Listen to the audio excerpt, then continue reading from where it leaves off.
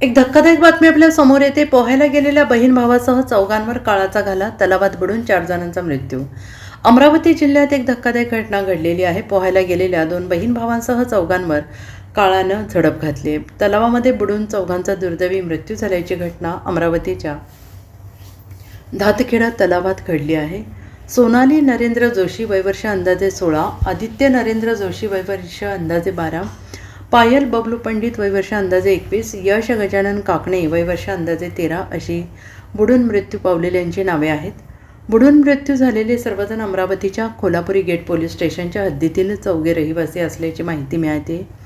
परिसरातील ग्रामस्थांच्या मदतीने मृतदेह बाहेर काढण्यात आले आहेत. घटनास्थळी जिल्हा प्रशासनाचे आपत्ती शोध आणि बचाव पथक मदतकार्य करत आहेत. मिळालेल्या माहितीनुसार फ्रेजरपुरा पोलीस ठाणे हद्दीतील गोडे कॉलेजच्या मागील बाजूस असलेल्या धातखेडा बंधाऱ्यात 4 जण बुडाल्याची धक्कादायक घटना समोर आली आहे. मृतांमध्ये 2 युवक 2 युवती यांचा समावेश असल्याची माहिती मिळते आणि हे सर्वजण कोल्हापुरी गेट पोलीस ठाणे परिसरातील असल्याचे सांगितलं जात आहे.